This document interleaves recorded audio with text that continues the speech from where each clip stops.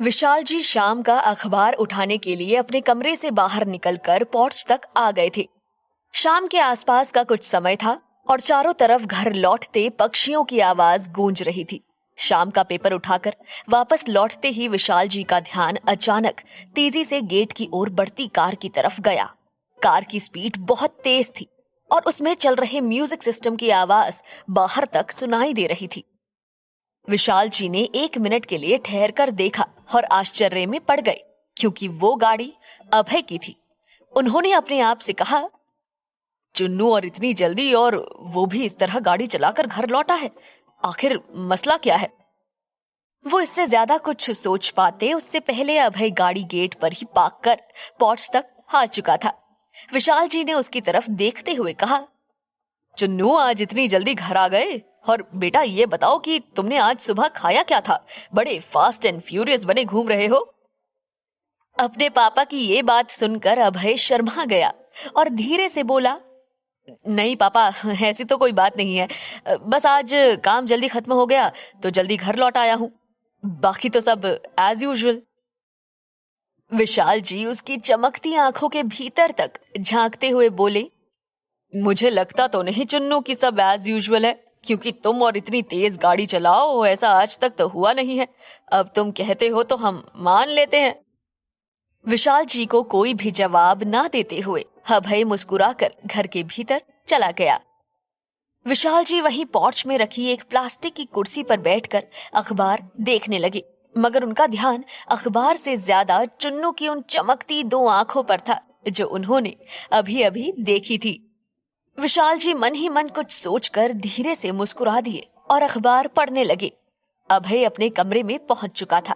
सबसे पहले वार्डरोब के बाहर लगे आदमकद शीशे में खुद को निहार कर मुस्कुराने लगा। उसे आज खुद की शक्ल देखना बहुत अच्छा लग रहा था। उसने अपने दाएं हाथ से माथे के बाईं तरफ उड़कर सामने आ गई बालों की लट को उंगली से उठाकर फिर से जमाया और दाढ़ी पर हाथ फेर कर देखने लगा कि शेव करने की जरूरत है या नहीं। तभी अचानक अंशु कमरे में आया और बोला, भाई, मम्मी ने पूछा है तुम चाय पियोगे या कुछ खाना पसंद करोगे? अभय अपने आप को शीशे में निहारने में इतना व्यस्त था कि उसे अंशु के आने का पता ही नहीं चला। अंशु भी वहां खड़े खड़े अभय को देखता रहा और फिर मुस्कुराकर बोला, भाई बस करो, अब ये शीशा टूट जाएगा।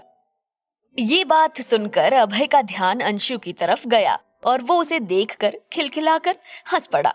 वैसे अंशु अभय से बहुत छोटा था, मगर उन दोनों के बीच रिश्ता भाई से ज्यादा दोस्त का था। अभय ने अपने दोनों हाथों से अंशु को उठाकर गोल गोल घुमाया और फिर बिस्तर पर पटक दिया। अंशु कोई बहुत छोटा बच्चा भी नहीं था।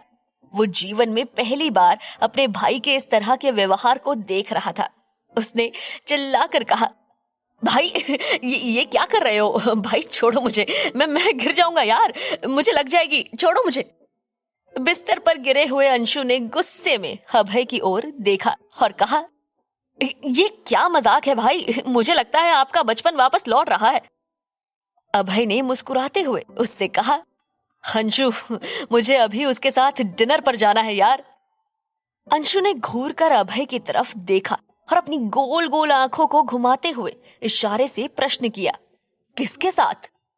अभय उसका इशारा समझकर शर्मा गया और अंशु ने मुस्कुराते हुए उसकी तरफ देखकर कहा, मतलब सुल्लू जी के साथ।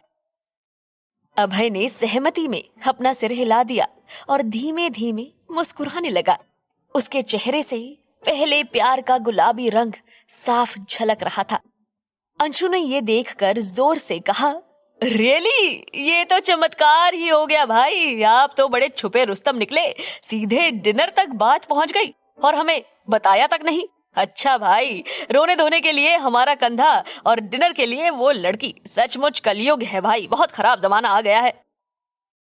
उसकी ये बात खत्म होते ही दोनों भाई एक साथ जोर से हंस पड़े।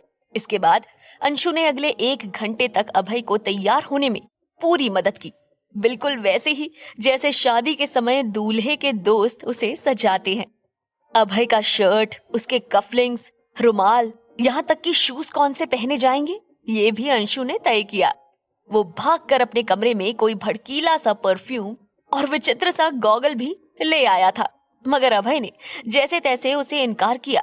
अभय की तैयारी पूरी हो चुकी थी और वो बस कफलिंग्स लगाकर बाहर निकलने को था।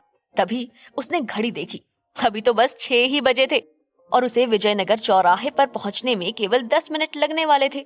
उसने सोचा, मैं इतनी जल्दी जाकर क्या करूंगा? मगर उसके पैर थे जो उस दिन उसके काबू में ही नहीं थे। उसका दिल किसी भी तरह जल्दी से जल्दी सुल्लू के पास पहुंचना चाह रहा था। उसने एक बार फिर अपनी सूरत कांच में देखी। अपनी पूरी उम्र में वो खुद को इतना खूबसूरत नहीं लगा था जितना आज लग रहा था। उसने खुद की आंखों में देखते हुए सवाल किया, अभय, क्या यही प्यार है? और उसे उसके दिल ने जवाब दिया, हाँ, यही प्यार है। वो जैसे ही तैयार होकर अपने कमरे से बाहर आया, वहां बैठकर टीवी देख रहे विशाल जी ने उसे देखकर कहा, वाह चुन्नू, आज तो तुम सचमुच में इंसान जैसे लग रहे हो।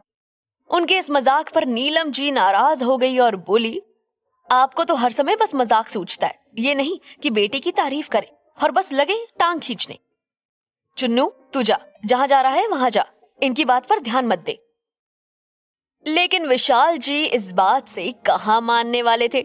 उन्होंने धीरे से कहा, बेटा, जितना तू तैयार हुआ है ना, उस हिसाब से तो लग रहा है कि उधर से दुल्हन साथ ही लेकर आएगा।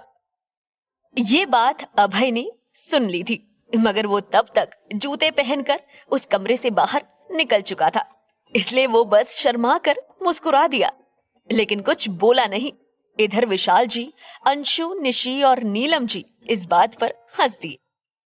अभय ने मन ही मन सोचा कि ये अंशु भी ना, लगता है इसने घर वालों को सारी बात बता दी है कि मैं कहां जा रहा हूं। अभय ने गाड़ी स्टार्ट की और तेजी से विजयनगर की तरफ चल पड़ा। उसे घर से थोड़ी ही दूर का ये रास्ता आज मीलों लंबा लग रहा था, मगर फिर भी वो बहुत खुश था। अचानक उसके फोन की घंटी बजी और उसने देखा कि सामने सुल्लू थी। उसने गाड़ी के स्टीयरिंग पैनल पर लगा फोन पिक करने वाला स्विच प्रेस किया और गाड़ी के हरमन साउंड सिस्टम में सुल्लू की आवाज गूंजने लगी। हेलो अभय जी। अभय ने कहा, जी हाँ, हेलो सुल्लू जी, मैं घर से निकल गया हूँ, बस 10 मिनट में विजयनगर पहुंच जाऊंगा। सुल्लू ने उसकी बात सुनकर कहा, अरे नहीं अभय जी, मैंने इसलिए फोन लगाया है, मैं माफी चाहती हूँ, आज का प्रोग्राम कैंसिल करना पड़ेगा अचानक से। दरअसल मेरी दादी की तबीयत बहुत खराब हो गई है और हम उन्हें लेकर हॉस्पिटल आए हैं। आई एम सॉरी अभय जी, आपको मेरी वजह से परेशानी उठानी पड़ी। जैसे किसी कांच पर कोई पत्थर लगता है और उसके चटकने की आवाज आती है, लगभग उसी तरह से अभय के दिल में ये आवाज सीधे जाकर धंस गई थी।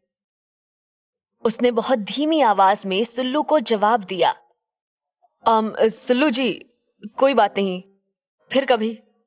आप अपनी दादी का ध्यान रखिए, हम लोग फिर कभी मिलेंगे। और उसने फोन रख दिया। फोन तो कट गया था, मगर उसके साथ ही आज शाम के चुन्नू के सारे प्लान्स भी किसी पतंग की तरह कटकर आसमान में बगैर डोर के इधर उधर लहरा रहे थे।